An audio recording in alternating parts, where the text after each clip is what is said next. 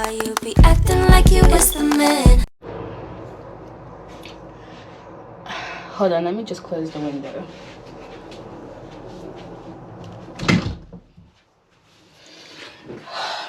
A few moments later. Let's just have this conversation. I'm just gonna tell you guys because this channel's for me as well as from anybody else that might help. But yeah, I have anemia, and it's not super severe. Like, it's not as bad as it could be, but it's not great either. And so that's what the blood tests have been for, just to check my levels and see where I'm at. And it's just, I don't know, man. Like, I went to the hospital, and they told me check my bloods. They've checked my bloods twice now, and they've just said that, you know, it's not horrifically bad, but it's not great. We're gonna have to put you on a prescription to help. And TMI, but I'm gonna talk about this because I feel like there's other girls that go through this as well. I have really bad periods, like really bad periods, really heavy periods that last for 7 days. And so they said that, like, due to my anemia, they wanted to put me on the contraceptive pill to be able to, like, regulate my periods better, make them lighter so that I don't lose as much during that time, so that my anemia doesn't, you know, really kick me in the gut. Doesn't kick me in the gut too badly, especially during my periods. But I don't know if anyone else feels like me. I'm so against the contraceptive pill. I was given it about 5 years ago now for the same reason. Took it for about 1.5 2 years consistently. I wanted to kill everybody when I was on it. No word of a lie.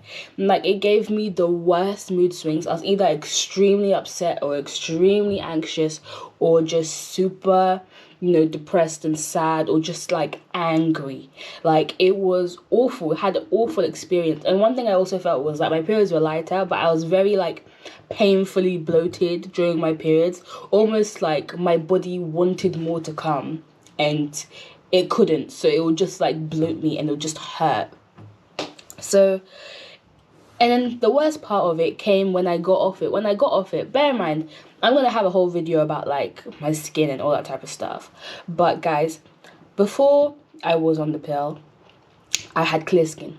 Clear, beautiful, gorgeous skin. If I ever had a breakout, it was, like, one spot, like, right before my period. That was it. I did not have acne. It was nothing crazy. Clear, beautiful, happy skin.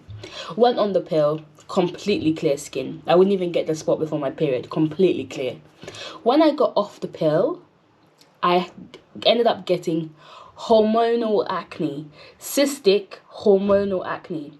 And that started 2016. And I've been fighting the war ever since. It's been a 5-year war of trying to get my skin back. And even, like, as you can see right now, I'm breaking out because it's my period's coming. But outside of that, like, it used to be so bad, and I refuse to get on any type of medication. I'm not taking Accutane, Roaccutane, whatever you want to call it. I'm not doing that. I was still very scared to take tretinoin and Retin-A and all that type of stuff. So I've literally healed my skin using non-prescription based products. I'm not completely against prescription, but I was just like, it's a last resort for me, and I have fought tooth and nail. The first thing that I started using that actually worked was Lush. Obviously, I don't use Lush now because I have learned and advanced in my skincare journey, and realized that fragrance was just never for me. But I'm not going to bash Lush by any means. Like, Lush is what healed my skin initially. Lush is what started making a difference for me. I think I was using, like, the Cold Face soap, Dark Angels, and Herbalism. That was what was recommended to me when I first went to the store. When I first went to the store, guys, it was so sad. I walked in there after trying all the Clean and Clear, Neutrogena, blah, blah. I walked in there, and the lady was just like, how can I help you? And I literally started bawling my eyes out, no word of a lie. Like, anybody who has gone through stuff with their skin, you know what I mean? Like, a lot of people who haven't gone through stuff with their skin are like, oh, it's just your face. But when you've had acne, that situation can change your life. Like, I was a very confident person. Even with the acne, I'd say I was quite confident outwardly to people, but inwardly I was so insecure about my skin, especially if anybody would, like, stare at my face for too long. Some people would even bring up to you like, oh, you're breaking out. Let me tell you one thing for the people in the back. If somebody is breaking out, okay, you don't have to bring it up to them. especially if you're not like their super super super like close friend or family member where they know you're not saying it out of malice. Please do not bring it up. People wake up and see their faces in the mirror. People who have acne are well aware that they have acne, okay? They're probably more stressed about it than you, random person who saw it. So please don't bring it up, because nothing would hurt, like nothing anybody really could say could hurt me, apart from when people would make comments about my skin. That really got to me, because I just felt so helpless. I just felt like there's nothing I can do. I wake up and my body just wants to create these craters and these mountains on my skin, and there's just nothing I can do. And for anyone who's dealt with acne as well, it's like there's no quick fix. Like, something could dry out your spots today, but it doesn't mean that you're never going to get a spot in the future, or you're not going to get a massive breakout 3 days later. Like, there's no quick fix, and that's what's so hard, that you really have to accept that it's like a whole ass journey to be able to fix your skin. But yeah, like I was saying, it's Lush that kind of really helped me, to the point where I even ended up working there because I was so obsessed. And employees get 50% off. So, you know how I be. There's a place, especially if you're in university and blah blah, and there's a specific shop that you spend all your money at, get a job there. Get a job there, because at least when you're spending the money, you're getting discounts. So I started working there and I loved it. Like, I still love like Lush's products. I wouldn't so much use like the face products now, just because my skin no longer has a tolerance for fragrance. But the body stuff, like the creams and the perfumes and the bath bombs, all that type of stuff, 100% still love, still would buy. But yeah, I would say, I even forgot what I was talking about, child. Yeah, I would say that Lush really did a lot for me, but what has really like brought it home for the girls is CeraVe. Like, I should actually be a CeraVe ambassador. CeraVe, if you ever see this video, sponsor me. I have put about 12 people on CeraVe, like, and they're using it religiously. I am obsessed. I wish I had found out sooner. I have spent my money on Morad. I also did some work with a skincare company for a while, and got gifted some products. So they gifted me Omavitsia and Sunday Riley and Pi. And my skin really loves Sunday Riley, but it is expensive, but it's really good. I will say, if you want to like pay for more premium skincare, Sunday Riley is really good. But the thing is, like, again, I've spent money on things like Morad and blah blah, and it just wreaked havoc on my skin. I think the only thing that I haven't tried that has been hyped up is La Roche-Posay, but even that, I feel like the hype is quite recent. I feel like it's between last year and this year that I started hearing people like La Roche-Posay outside of the sunscreen. But yeah, like, insane. Anyway, back to the contraceptive pill. So that's why I'm not keen on taking it at all. I'm just not keen. And the nurse was a little bit cheeky with me yesterday. She was like, oh yeah, so we're giving you the pill, blah blah. And I had a mask on, but she was like, yeah, and even like this one's so good for your skin. And I'm just like, sis, ain't nobody ask you. I'm not here because that's not the reason why I'm taking this pill.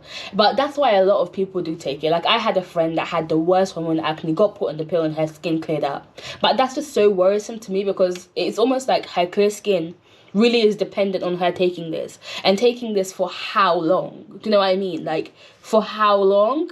Like, that's what's so scary. And I feel like, especially in the UK, like, you let me know what it's like in your country, but in the UK, they give out the contraceptive pill like they're giving out candy. Like, they're just like, don't worry, take it same time every single day, start it on the day that your period begins, blah blah.